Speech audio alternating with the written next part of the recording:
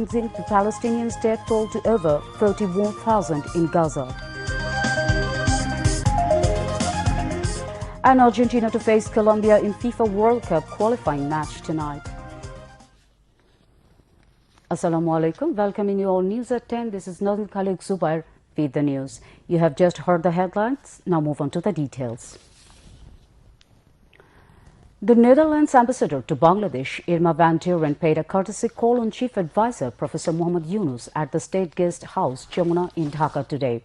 The Dutch envoy expressed her country's full support to the interim government, saying that the Netherlands would strengthen ties with Bangladesh in a wide-ranging areas of cooperations including agriculture, maritime, industry, youth, knowledge economy, labour, environment and flood management. Professor Yunus thanked the Dutch ambassador, saying he has a long personal connection with the Netherlands, including its leadership and businesses. The chief advisor sought Dutch support for the ambitious reform agenda of the interim government. He said every institution of the country was destroyed by Sheikh Hasina's autocratic regime. We have to reinvent the institutions, he said, adding his government was committed to carrying out vital reforms in education, finance, labour sector, election commission, judiciary, civil administration and business environment. The Rohingya crisis was discussed during the meeting. The chief advisor said the Rohingya growing up in the camps must be educated and trained so that they don't have a future. Irma van Duren said they would bring in more Dutch investment in a cluster of potential businesses, including agriculture, water and renewable energy. The interim government has announced a memorial meeting on 13th of September in the capital's China Friendship Conference Center to commemorate the martyrs of the recent anti-discrimination student movement. Finance and Commerce Advisor Dr. Salahuddin Ahmed said this today after the meeting of Advisor Council Committee on Purchase. তথ্য উপদেষ্টা তারা ঠিক করবে কারা আসবে এখানে, যারা এখানে জড়িত ছিল আন্দোলনে, যাদের শহীদ হয়েছে, বিশেষ করে শহীদ পরিবারে, ওরা আসবে। বিদ্যুতের জ্বালানির ব্যাপারে আলাদাভাবে যে প্রপোজালগুলো আসছে আমাদের কাছে, ইভেন এলএনজি ইম্পোর্ট বা অন্যান্য জ্বালানি, সেগুলো আমরা কোনো ব্যাপারে এগুলো আটকাচ্ছি না। সার, কীটনাশক, তারপরে আপনার এই অন্যান্য যে খুব ইম্পর্টেন্ট জিনিসগুলো, যেগুলো আমরা সবসময় এগুলো আমরা একটু করে দিচ্ছি। আমাদের যতই ইচ্ছা হোক, অনেকদিন কনস্ট্রেন্ট থাকুক, কিন্তু আমরা এগুলো দ্রুত যেন এগুলো পারচেজ করা হয়। Finance and Commerce Advisor Dr. Salahuddin Ahmed said there is no crisis with India over the ongoing projects. Rather, New Delhi has expressed interest regarding some big new projects, including science and technology. He said this to journalists after Indian High Commissioner to Bangladesh, Pranay Kumar Verma, paid a courtesy call on the advisor at the Secretariat today. That is very important. The business people also win and we also win. That is one. Second is one of the important training and technical. So that is there. They have expertise in very field, including nuclear fields and all that. So there is our full project and our scientific research laboratory, under that is another hat I am wearing, science and technology. High Commissioner Pranay Kumar Verma said India will carry on bilateral ties with the interim government, same as before.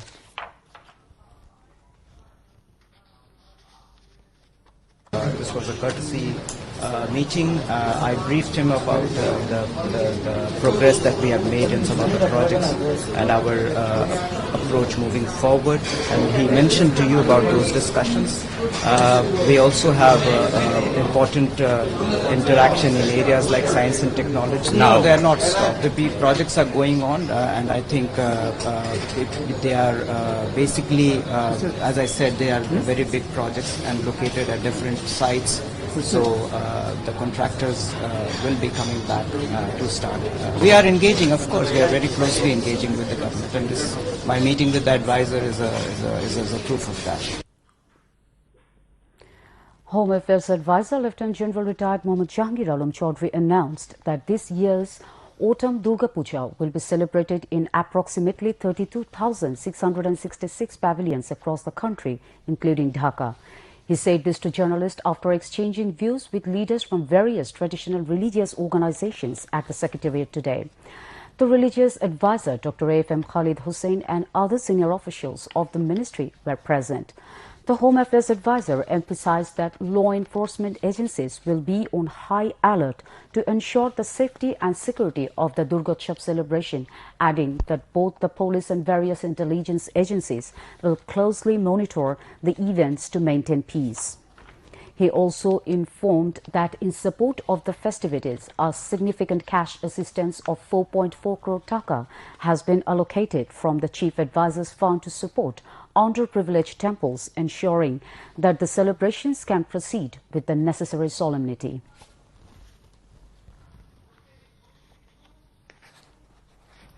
অন্যান্যবার সরকার থেকে 2 কোটি টাকা দেওয়া হয়েছে, দুই একবার 3 কোটি, এবার কিন্তু টাকার সংখ্যাটা বাড়িয়ে 4 কোটি টাকা করা হয়েছে। তারপরে আমরা ডিসকাস করেছি পূজা মণ্ডপে আগত শিশু নারী দর্শনার্থীদের নিরাপত্তা নিশ্চিতকরণ। পূজা মণ্ডপগুলোতে সার্বক্ষণিক নিরাপত্তা নিশ্চিত কিভাবে করা যায়, এটা পূজা যেন বিঘ্নিতভাবে এবং দুষ্কৃতিকে অশুভ তৎপরতা রোধে ব্যবস্থা গ্রহণ। The religious advisor, Dr. F.M. Khalid Hussain, revealed that madrasa students will be involved in temple security during Durga Puja, adding an extra layer of protection to celebrations. ধর্মীয় ভাব গাম্ভীর্যের সাথে সনাতন ধর্মের ভাই বোনেরা তাদের এই পূজা উদযাপন করতে পারেন এবং মাদ্রাসার ছাত্ররা যে পূজা কমিটি যদি চান তারা স্বেচ্ছাসেবক হিসেবে তারা কাজ করতে সম্মত আছেন। Post Telecommunications and Information Communication Technology on Information and Broadcasting Advisor Muhammad Naim Islam said, although human rights is upheld in the present constitution, it could not protect people during last 16 years. Even the court could not protect people, so the overall scenario should be reformed, he added. The advisor made the comments while unveiling a memorial plaque in memory of martyred student of Northern University's English Department Asif Hassan, who was killed during the anti-discrimination student movement and dua ceremony seeking eternal peace of his departed soul in the university campus today. Information advisor Nahid Islam said, changing the person alone is not enough. Changing the system is most vital at present. He said, the roads are in poor condition due to corruption in the past. Development has been discredited by showing Padda Bridge and Metro Rail symbolically. আমাদের প্রশাসন, আমাদের সংবিধান, আমাদের আদালত, এই সব কিছুর ভিতর দিয়ে গত 16টা বছর কিন্তু বাংলাদেশ চলেছে এবং সকল নিপীড়ন চলেছে। আমাদের এই সংবিধান কিন্তু আমাদের মানবাধিকার রক্ষা করতে পারে নাই। আমাদের এই সংবিধানে মানবাধিকারের কথা বলা আছে, আমাদের আদালতে মানবাধিকারের কথা বলা আছে, তারপরও কিভাবে এই 16টা বছরে এত খুন হয়েছে, এই যে আন্দোলনের মাঝখানে গুলি চালানো হয়েছে, সেই সংবিধান এবং আদালত আমাদের কিন্তু সেফগার্ড হিসেবে ভূমিকা পালন করতে পারে নাই। ফলে এই সামগ্রিক বিষয়ে আমাদের কিন্তু সংস্কারটি করা লাগবে এবং করলেই কেবলমাত্র আমরা যে স্বপ্নটি দেখছি সেই স্বপ্নের সম্ভব। Vice-Chancellor of Northern University, Professor Dr. Mustafizur Rahman, Chairman of the University's Board of Trustee, Professor Dr. Abu Yusuf Muhammad Abdullah, Shahid Asif Hassan's father Mahmudul Alam, Anti-Discrimination Student Movement Coordinators Nusrat Tabassum and Asad bin Roni were present among others at the program. Later, Information and Broadcasting Advisor Muhammad Nahid Islam unveiled a memorial plaque in memory of Shahid Asif Hassan in Northern University compound. Dua was offered on the occasion seeking eternal peace of Asif Hassan and all other martyrs of anti-discrimination student movement.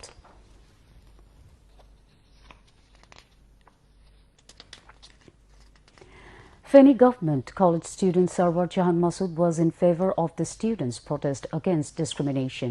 He was an active supporter of the protest on the 4th August, just the day before fall of Hasina government. Sarwar Jahan took position under Mohipal flyover with his brother. Around 2 p.m. he was shot by the miscreants of Awami League activists. Even fellow protesters and friends and relatives of Masood could not take him to hospital as Jubilee and Chhatro League intercepted them on their way to hospital. Finally, when he was taken to hospital, he was declared dead. Even they threatened Masood's family to bury his dead body on that very night. Masood was supposed to relieve his old father from his job, who had been abroad for 35 years, but his dream did not come true. Masood's mother, Bibi Kusum, has filed a case against former MP and General Secretary of Feni District Awami League, Nizamuddin Hazari, and other 134 miscreants. She demanded capital punishment. Who are responsible for such brutal killing? Finance and Commerce Advisor Dr. Salahuddin Ahmed urged people from all walks of life to pay tax to keep continuity of development and progress in the country. He made the call while addressing a program, Meet the Press, titled Income Tax Written on Online at Revenue Bhavan Auditorium in the capital today. Chairman of National Board of Revenue Abdul Rahman Khan presided over the program. The finance advisor said the National Board of Revenue made some timely decisions to collect tax regularly from people. Assistance from people is required for successful implementation of those decisions.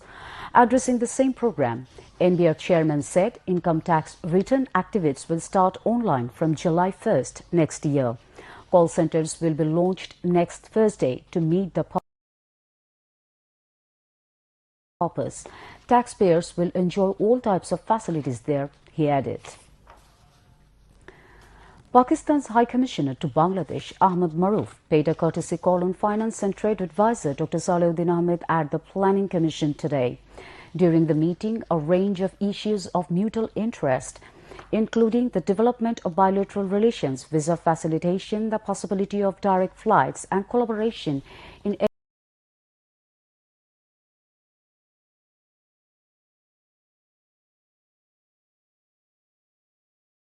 agricultural research were discussed. The High Commissioner emphasized the need to revitalize and strengthen bilateral relations, noting the decline observed over the past 15 years. The discussions also covered relaunching direct flights to enhance mutual relations and business opportunities. Additionally, they explored increasing cooperation in areas such as human trafficking prevention, counter-terrorism, and agricultural research. High Commissioner of Pakistan to Bangladesh, Syed Ahmed Maroof, paid a courtesy call on the advisor for Foreign Affairs, Mohammad Tawheed Hassan, today at the Ministry of Foreign Affairs. The High Commissioner expressed hope that the Prime Minister of Pakistan and Chief Advisor would be meeting on the sidelines of the upcoming UNGA in New York. The Foreign Affairs Advisor also underscored the significance of strengthening bilateral relations and assured to extend necessary cooperation for further advancing the ties. He also emphasized the importance of revitalizing SAARC to foster strong regional cooperation for the benefits of the peoples of the region. High Commissioner of India, Pranay Verma, made the new Foreign Secretary, Mohammad Jashimuddin, today at the Ministry of Foreign Affairs. The Indian High Commissioner congratulated the Foreign Secretary on assuming his new responsibilities. He expressed the willingness of the Government of India to work with the interim government of Bangladesh in the coming days. During the meeting, Foreign Secretary mentioned that Bangladesh witnessed a second liberation recently through a mass uprising spearheaded by valiant students joined by the mass people. Foreign Secretary mentioned that Bangladesh expects cooperation from India on the issue of early repatriation of Rohingyas to their homeland, Myanmar. Outbreak of Aedes mosquito-borne disease, dengue, is increasing in the country. Both infection and death increased more than double in the month of August comparing to July. 5 dengue patients died in the last 24 hours. 534 others were infected. Health experts said it is high time to start work as well as create public awareness against dengue by identifying the hotspots of the disease. Now international news. At least 19 bodies have arrived at hospitals from the designated humanitarian safe zone in al-Mawasi, southern Gaza, that was hit by an Israeli strike overnight. Earlier, Gaza Civil Defense said 30 people had been killed. The Israeli military said it struck significant Hamas members who were operating within a command and control center. Hamas has denied placing fighters in the area. Rescue crews are searching beneath the sand and debris of the sprawling tent camp for survivors. Tens of thousands of displaced Palestinians have fled to the coastal settlement, many lying with the scant access to aid or shelter. At least 41,020 people have been killed and 94,925 injured in Israeli attack on Gaza since October 7. Ukraine struck the Moscow region on Tuesday, its biggest drone attack so far on the Russian capital, killing at least one woman, wrecking dozens of homes and forcing around 50 flights to be diverted from airports around Moscow. Russia, the world's biggest nuclear power, said it destroyed at least 20 Ukrainian attack drones as they swarmed over the Moscow region and 124 more over 8 other regions. 3 of Moscow's 4 airports were closed for more than 6 hours and almost 50 flights were diverted. Kiev said Russia, which sent tens of thousands of troops into Ukraine in February 2022, had attacked it overnight with 46 drones, of which 38 were destroyed. The drone attacks on Russia damaged at high-rise apartment buildings in the Romanskoye district of the Moscow region, setting flats on fire, residents told Reuters. A 46-year-old woman was killed and 3 people were wounded in Romanskoye, Moscow Regional Governor Andrei Volgil said. At least 127 people have now died and 54 others are missing in northern Vietnam, according to officials, as a super typhoon which hit on Saturday continues to bring heavy rainfall, landslides and flooding. Thousands of people were seen stranded on rooftops in some northern provinces, while others posted disparate pleas for help on social media on Tuesday. Typhoon Yagi, Vietnam's most powerful storm in 30 years, has wreaked havoc across the north of the country, leaving 1.5 million people without power. Although it has now weakened into a tropical depression, authorities have warned Yagi will create more disruption as it moves westwards. No news on weather.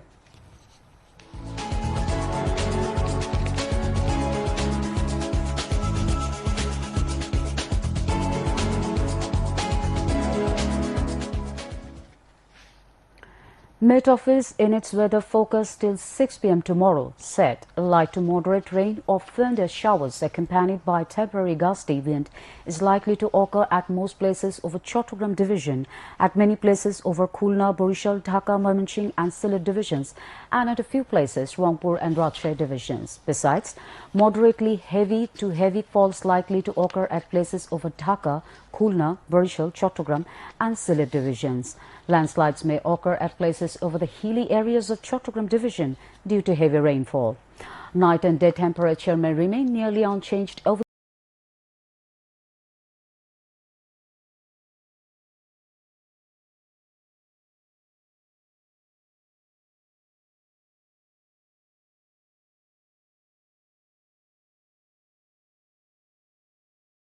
the country, said the Met Office.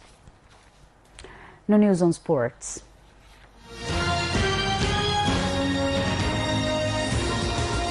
Argentina will face Colombia in the FIFA World Cup 2026 qualifiers match in the Latin America region tonight. The match will start at 2:30 a.m. Bangladesh Standard Time at the Estadio Metropolitano Stadium in Colombia. Argentine superstar Lionel Messi will miss this match due to injury.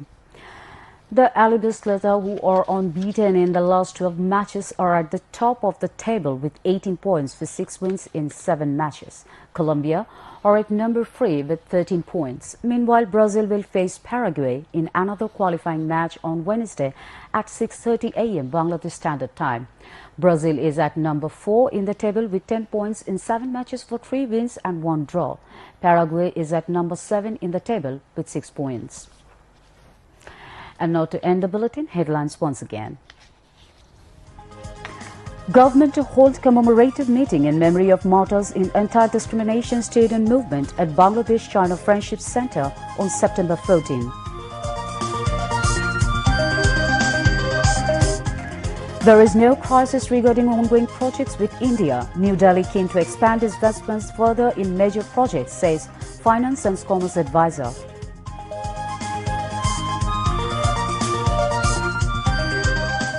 Durga Puja to be celebrated at 32,666 mondaps across the country this year, says Home Affairs Advisor. Although human rights is upheld in the existing constitution, it could not protect people during last 16 years, says Information Advisor. Outbreak of dengue increasing in the country. 5 people died in last 24 hours, 534 others infected, informs Director General of Health Advisor.